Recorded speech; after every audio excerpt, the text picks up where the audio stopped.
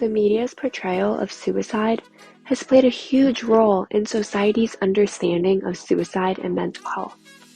The lack of productive and informative conversations, coupled with the inefficient mental wellness forums at primary doctors, are adding to the stigma.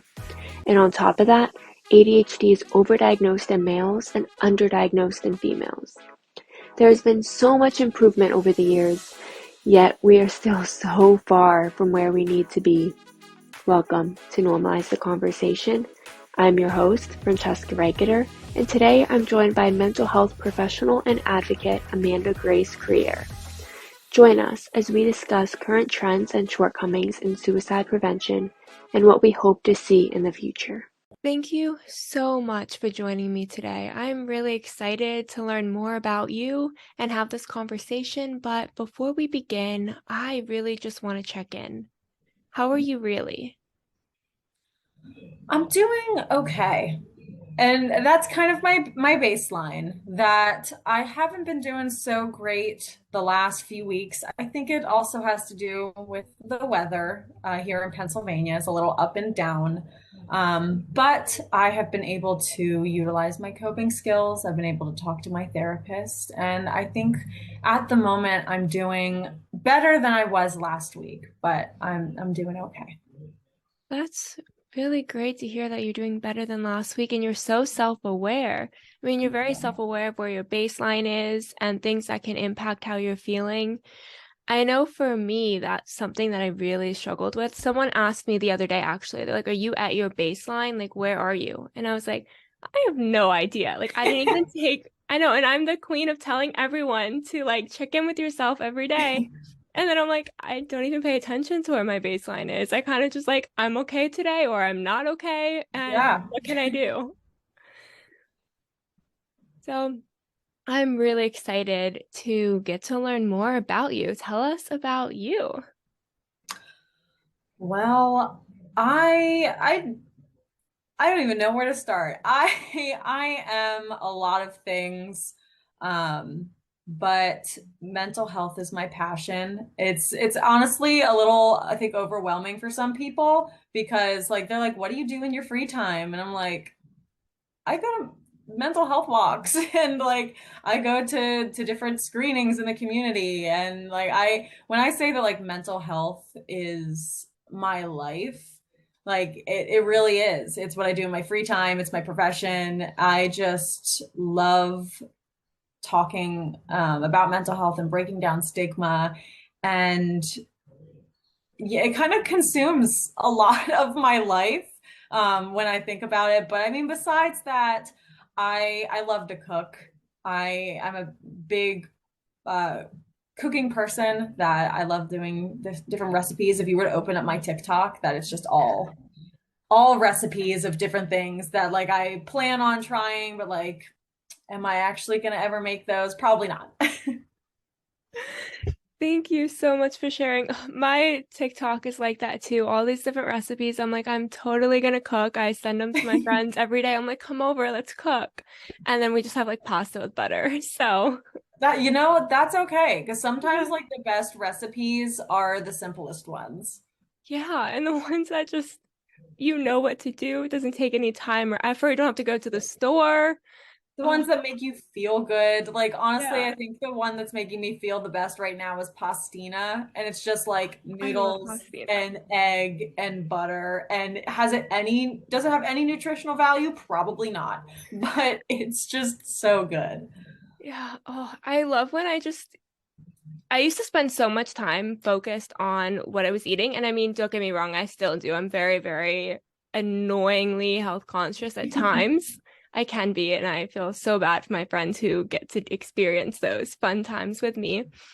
But I really love those moments where I can just eat what I want that makes me feel good and homey inside. I mean, it brings me back to like pasta with butter when my grandparents used to make that for me when I was like 6 years old and like Oh, this time of happiness instead of being so like hyper focused on my wellness in this moment, just like enjoying a minute of happiness. exactly. All food is good food, especially when it's in moderation. Like I mean, is going to McDonald's the best thing every day? Probably not. But I mean, if it's better than eating nothing. So all food is good food. Absolutely. I'm gonna remember that when I devour a chocolate cake tonight. Oh, yes. So let's talk more about mental health. I know for me, like mental health also consumes every part of my life. Everything I do has something to do with my mental health or helping someone else. But what inspired your journey? Honestly, that looking back like 6 years ago, that if you would have told me that I'm at the place in my life that I am right now, I would have been like, you're crazy. Like, no way. That my family was not the family that talked about our mental health. Like, we were the very surface level people. And then in September of 2017, my cousin Sean died by suicide. And I didn't know that there was a place lower than rock bottom, but there is. And we found it. And that rocked our whole world, especially because the media pushes this image of what suicide looks like, that it's the kids that wear black clothes and they sit in the back of the classroom and they don't have friends. And that's not who my cousin was. That he was very popular. He was voted the school's class clown 2 years in a row. He was the athlete. And so after he died, it kind of just changed my whole worldview that he attempted prior, several years prior. And we very much like shoved it under the rug. We were like, you know what? He's getting help. That's okay. Like, that's his business. We're not going to talk about it. And after he passed away, I was like, I can't not talk about this anymore. That, like, this is my life now. And so I started getting involved in my local community, in our local suicide prevention walk and our local NAMI affiliate. And the more I talked about my journey as a loss survivor, the more I became comfortable talking about my own personal struggles, that I have complex post-traumatic stress disorder and I have attention deficit disorder. And as I was just talking in the community with the National Alliance on Mental Illness, that that I just felt that I want to do this all the time. That this is great. And so I then, like, in a blink of an eye, like I said to my mom, I'm gonna change my major. Like, it was like an idea, and I changed my major the next week to behavioral health, and I've never looked back. And it was probably one of the best decisions that I've ever made. But like I said, if you would have told me that this was going to be my life, I never would have believed you, because that's just not the person that I was like 6 years ago. First, I want to say I am so sorry for your loss, but I'm also so happy that you were able to take that pain and turn it into hope for not just yourself, but for so many other people. Yeah. It's very rare that people turn their pain into purpose and into hope and into passion. A lot of times pain really consumes us, and a lot of times pain can turn into anger. So for Yes. you to have taken it and use it as a way to help others is beyond amazing, and I am so inspired by you and excited to be having this conversation with you. Well, thank you. So I really want to touch on that point of what the media makes mental health look like and makes suicide look like, because that was something that I really struggled with too. I was like, well, I don't fit the stereotype of what it's supposed to look like, so I must be fine. And then after I started struggling and I had attempted and came out of the psych ward, anytime I was in like all black clothing, everyone was like, why are you wearing all black? Are you okay? And I was like, no, I just like black is slimming. I don't know. Yeah, Like exactly. that's Like, my it's just wardrobe. comfortable. Yeah.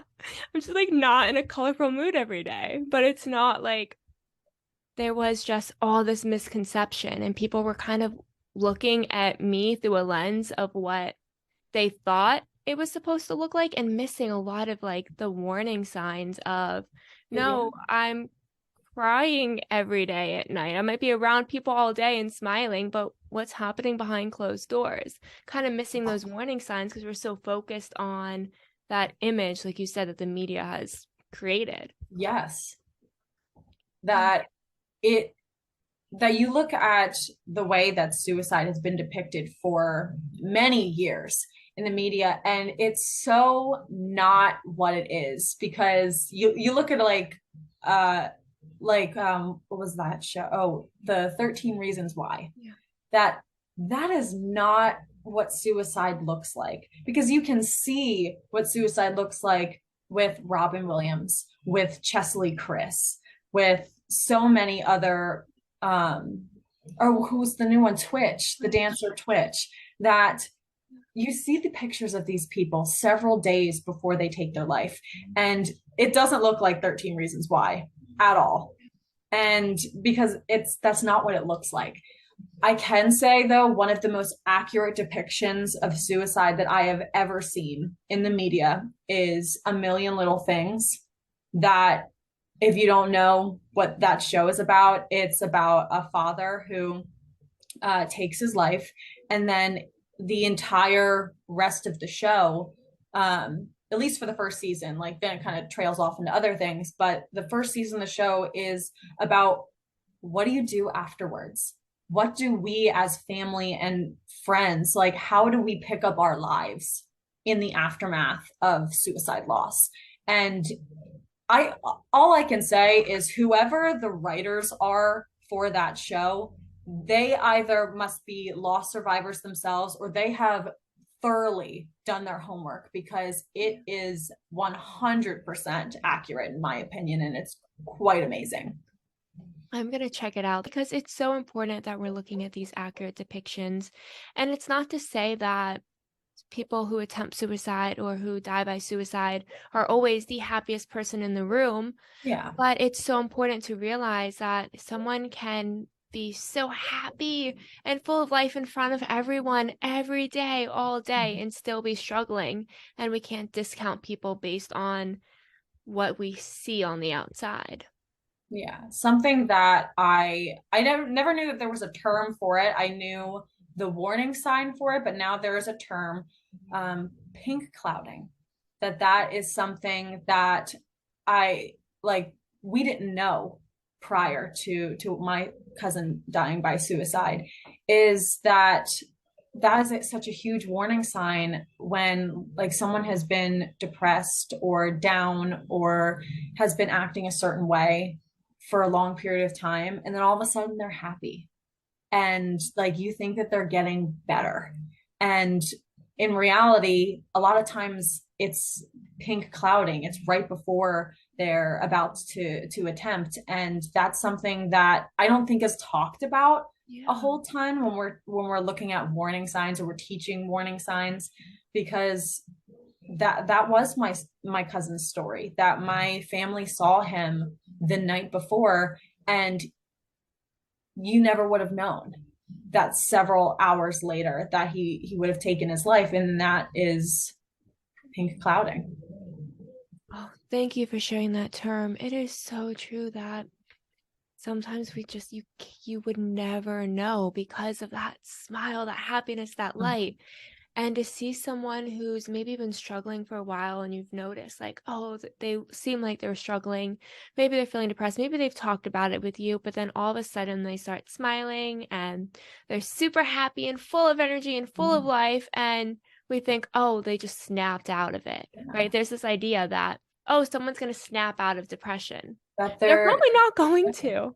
It's not Exactly. going to happen like that. You're not going to snap your fingers and suddenly go from being super low to I'm fine, life is great again, and let's do it. Like, it's just not a magic pill. It's not the snap of a finger. I wish it was. I wish it was too. like that. It would be so nice, but unfortunately not. Yeah. Oh, I wish it was too. I remember for me, before my second attempt, I'll say.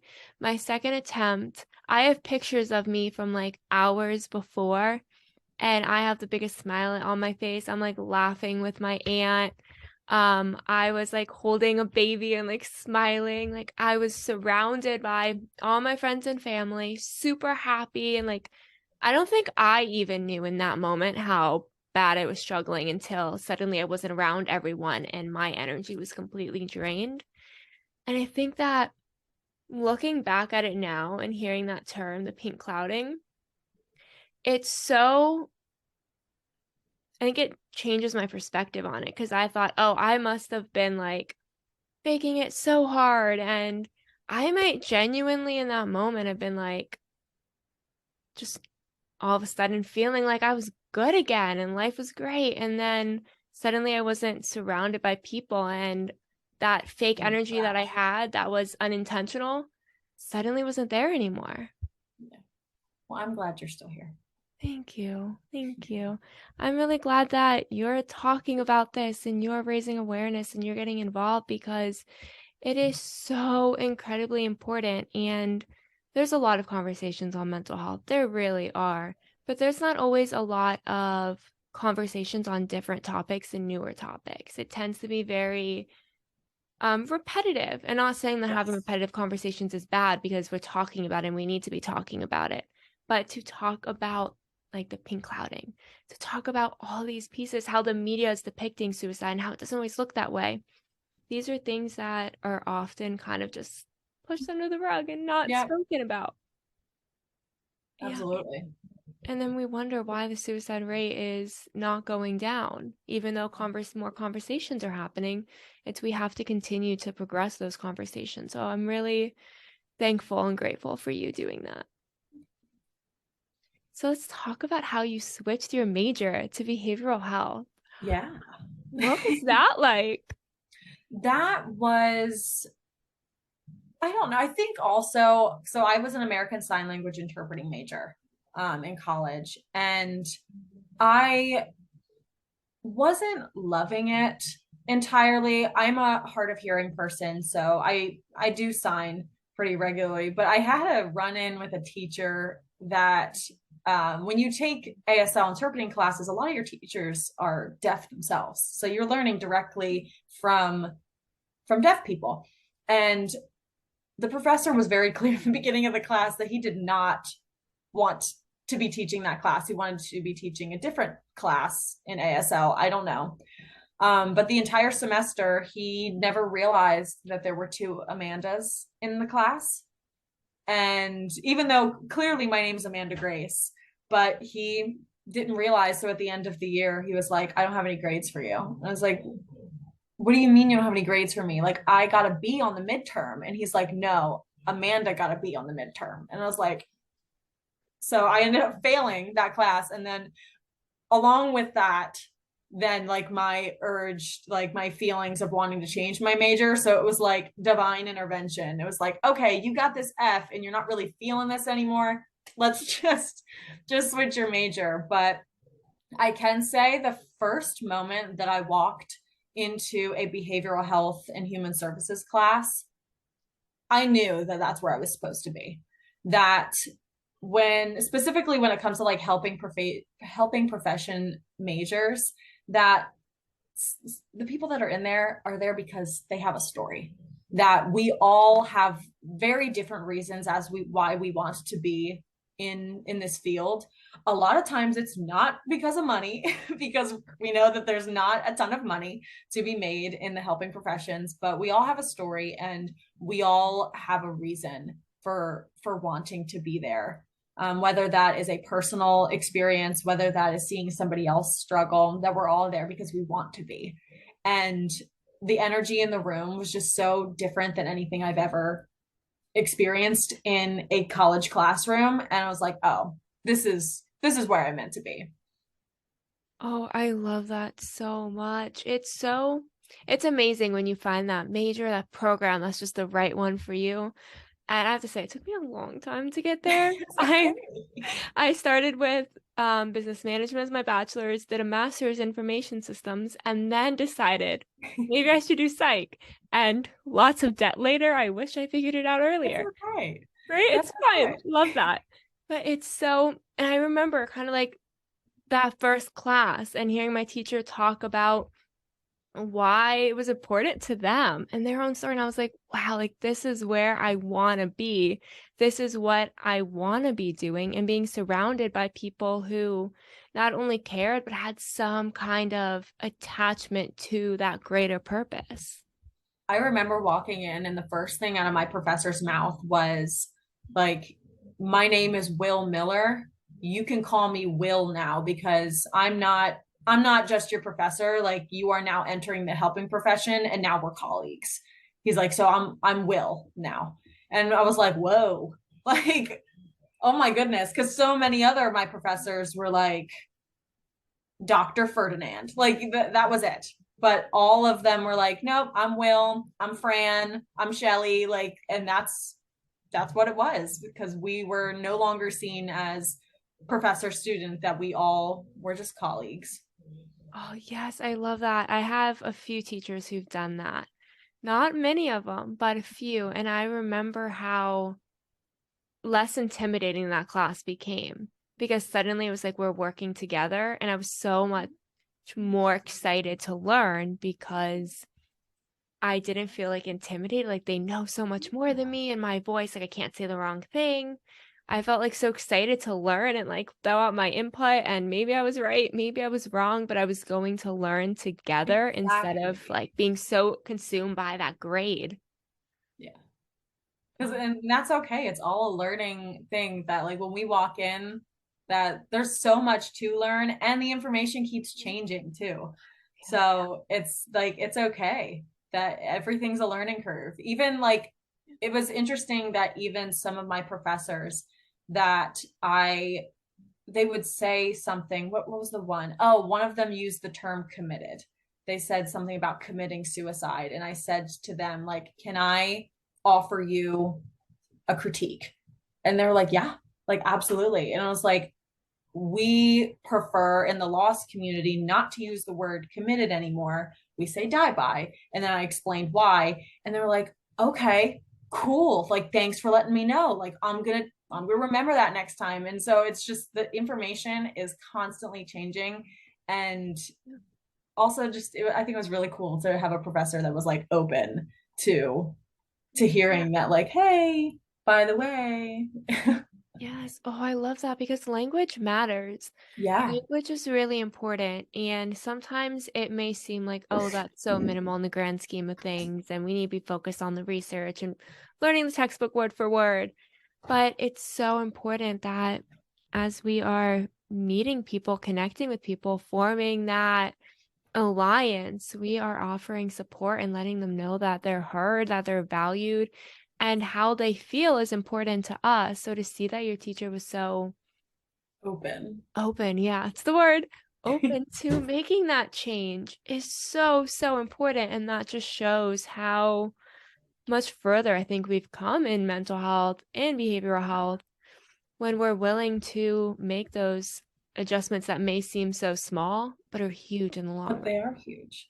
I think that as new research is developing, as new modalities and treatment plans, and just so many different things are developing, it's so important to be paying attention to language as well as different avenues that people can use to help. Because, like peer support, for example, I think that was something that was really undervalued for a very long time. And we're starting to see the benefits of having someone with lived experience, having a Yes. peer, someone who could be there, and maybe they don't have that $250,000 debt from that degree behind them, but they have some lived experience and value that they can offer and provide very important support. Yeah. I was just at a educational event recently, and like, I'm a peer specialist, and I know that there's not a lot of young people that are like me, because a lot of people go to college and they do the college route. So they'll go for sociology or social work or psychology. But then not a ton of young people know that there is the peer profession, and for peer specialists. And I was at an event, and one of the doctors there, he worked for Penn State for like 2 decades. And he opened my eyes that, like, we constantly are saying that there's not enough professionals to meet the current demand. We know that.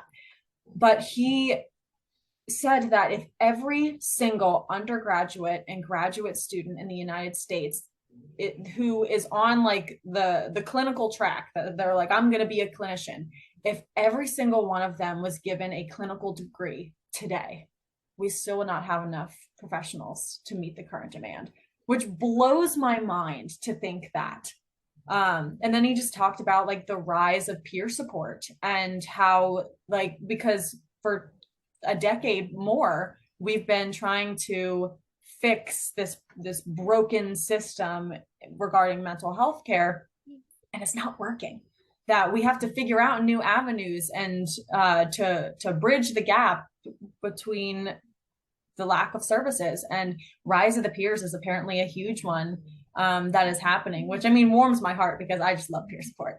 But yeah, that, you know, trying to get into like high schools and colleges and teach people that like you don't necessarily need this big old degree to be able to affect people and show positive change within your community and support other people. Absolutely. And I thought going into kind of like mental health that being a therapist was the only option. And I am on that track. Yeah. Like, don't get me wrong. I Me love too. what I'm studying, right? Like, not in any way are we putting that down. But I think peer support is something that's so valuable and helpful, Yeah. whether or not you're on track to be a clinician, whether or not you want to be a clinician. I think it's something that's so valuable that often doesn't get the attention that it deserves. And one thing that I love to do, I am not a trained peer support specialist. I have not gone through the hours or anything, but I do like to attend trainings and just learn and see what people are doing, see how I can offer support. One day, maybe I will actually go and do the hours that I would need to do when I have the I time. recommend it. But, right? I really want to. But I love attending those trainings because I often learn more than what I'm learning in my classes. Not to discount what I'm learning in my classes. Very, very helpful. I should understand how to use the DSM completely. But, right? Like, I get that. Yeah. I should know how to write a treatment plan. Yes. But I also think that there's so much value in knowing how to use different interventions, how to help someone, and just validation statements, motivational interviewing, kind of like these things, right? That we just kind of, at least in my program, I can't speak on every program, but in my program, we skip those things. We don't really talk about the interventions as much. It's more on the textbook, the names of what you're supposed to, how to diagnose, the proper names that go into the treatment plan based on the orientation, the different orientations. At least to this point, that's what I've been learning and we've been focusing on. But doing those peer support trainings, I learn a lot more in depth about actually applying the interventions and providing that support in that moment, so that not waiting till I've gone through my whole program, have completed years of practicum and the clinical hours to get licensed to be able to use those interventions, I can support someone who's maybe a loved one in my life who's struggling and just needs that validation statement or help building a plan for themselves. You can kind of just those small, I don't want to say small interventions, but those key interventions that they're so useful. It blows my mind sometimes when like I talk to psychologists or different physicians like that I know from my personal schooling, that like I took a psychology class, and when we brushed on suicide, the statistics that they were using were so incredibly outdated. I was like, this is wrong. That like they said something like suicide was like the 16th leading cause of death, and like the average is like 30,000 people in America. I was like, this number is well above that. And even that, like when I was in my doctor's office, that they had like their little 3-question mental health screening that they do, that they charge a butt ton of money for when it was 3 questions. But like the questions were like, have you thought about harming yourself? And I had to tell them that I was like, you know, this is like, if you're asking this question about suicidality, this is not the same question. Because thinking about harming yourself, that could be taken as a self-harm question, not a suicide question. So, and they had no idea what I was talking about. That I was like, because like I can honestly say that like I'm a person who lives with daily suicidal ideation, that I do, most of my family members do, that's just something but I'm not somebody who self-harms. So when I read that question, like, have I thought about harming myself? The answer is no. But have I thought about killing myself? Oh, absolutely. Every day. But like, it's the wording is foreign to them, even though that they've gone through all of this schooling. They just don't know. Yeah, and those assessments, I have such a bone to pick with them because I know for me growing up, being in the doctor's office, being handed that little iPad, it was like check yes or no, those three Yep. questions. It's like, are you depressed?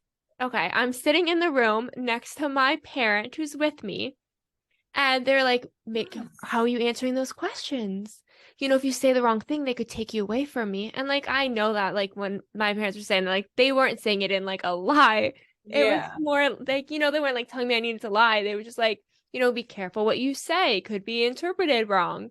And so I lied. I was like, nope, not depressed. Don't have any feelings of anxiousness, not hurting myself. Like I was just like clicking no because I thought I had to. I thought that was the only option. Otherwise, they were going to take me away from my family. There was no discussion. There was no like kind of safe space to answer those questions alone and discuss them with the doctor without kind of that fear of I don't want to upset my parents. So, although the assessment is so incredibly important, and I love that we're starting to incorporate some mental health into our medical health as a whole, I think that there's so much room for improvement. That even when it comes to diagnosis, that I didn't realize it until like as an adult.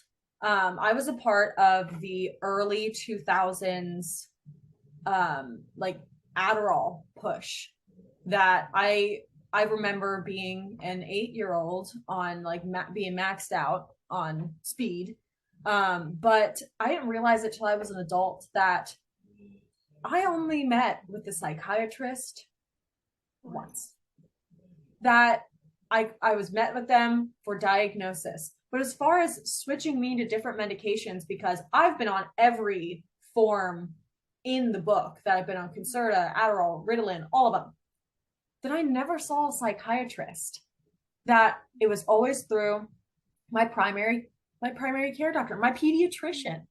And even as an adult, when I was going to get a prescription for college, because I was struggling a little in college, that they had me fill out a 36 thing questionnaire, and they're like, "Yep, you have a history of ADHD, and according to this 36 questionnaire, you have ADHD. So here's Adderall." I was like, "Are you kidding me?" Like, that is so incredibly reckless that anybody could just come in here and be like, "Oh yeah, I struggle to pay attention," and like that they're just going to write off a script in your primary care doctor. Not saying that, you know, primary care doctors aren't great, but that should really be going through a psychiatrist, and it's not.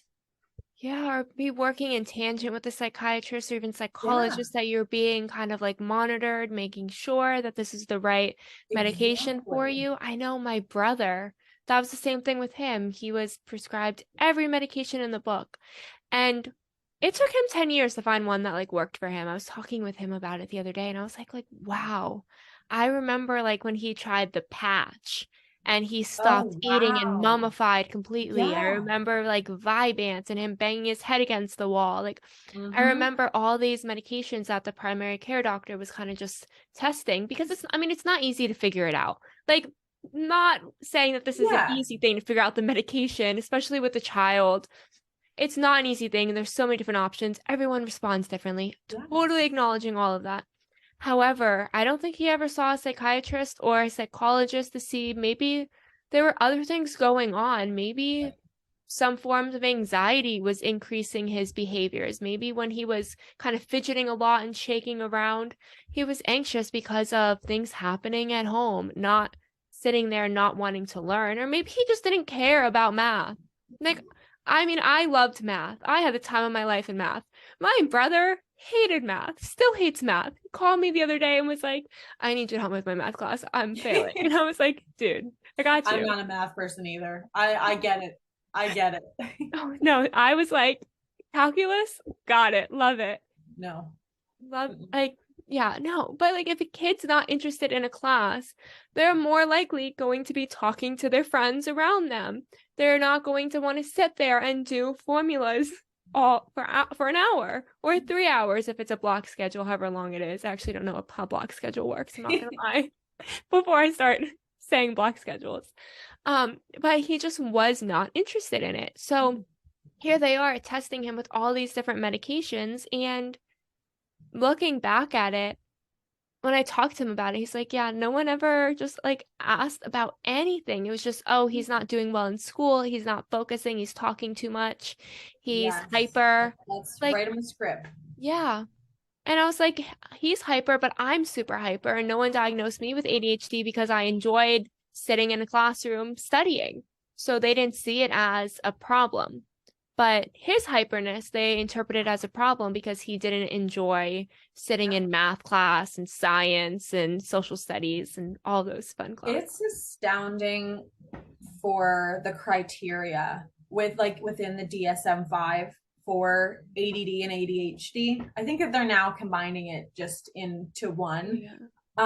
Especially because the criteria is fitting to how boys, how it projects in them.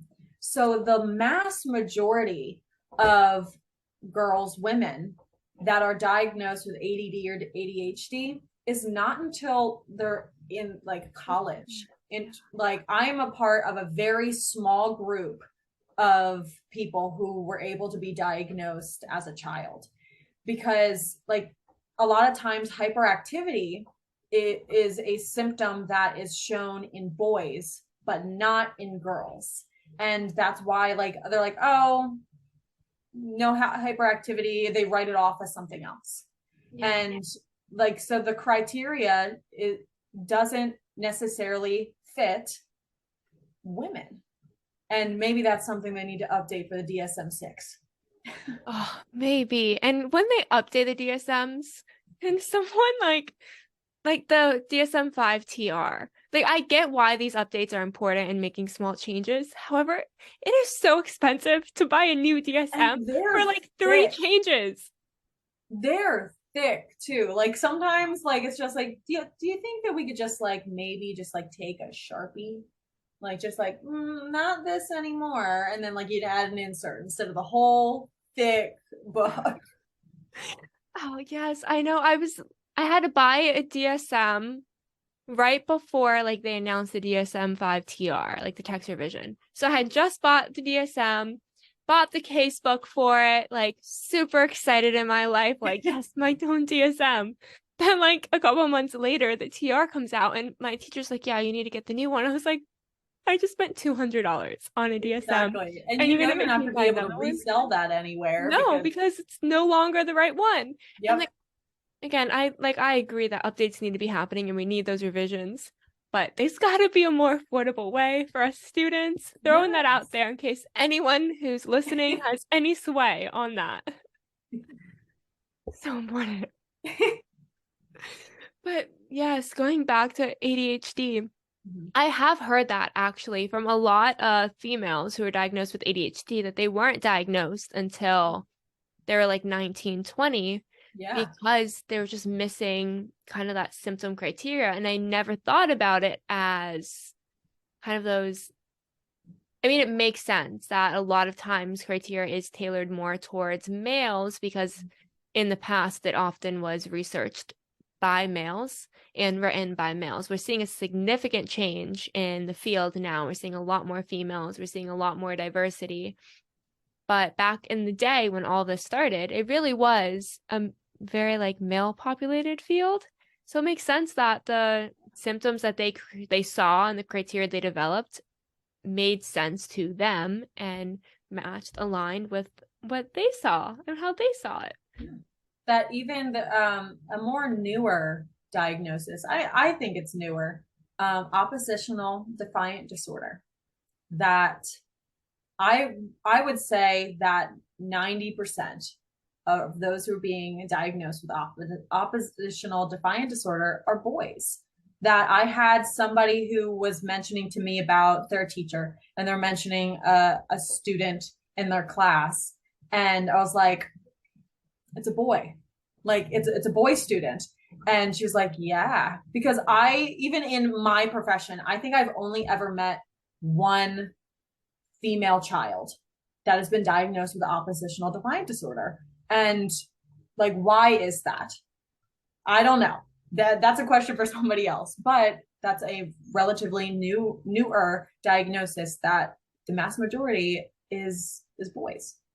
And I think these are such important points to bring up and topics that need to be discussed, because maybe that is completely accurate and maybe there is nothing wrong with the way the criteria is written or the way that we're approaching it or treatment plans, but maybe there's opportunity for improvement. But if we're not talking about it, we're never going to find those opportunities to make change, so that anyone who needs support in whatever manner it is gets the proper support that they need, whether it's through medication or different types of therapy, a different modality, or just some, or not just some, but some different coping skills, right? Speaking to a guidance counselor, just checking in, right? Different self-care practices. I mean, there's so many different avenues that we can kind of cross, but if we're not having conversations, we're not going to figure out those opportunities on how we can support people.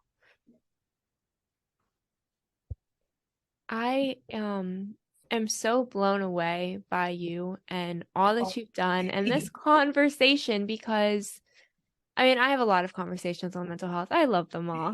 I really do. I feel like it's my favorite thing to do, is to talk about it. It's fun to talk about because everybody has like their own story. Everybody has their own experience, and it's going to be different every time. And it's very interesting to talk to people, because you're always going to get something different out of every conversation. Yes, and I love when I get to learn new terminology, and you taught me something today.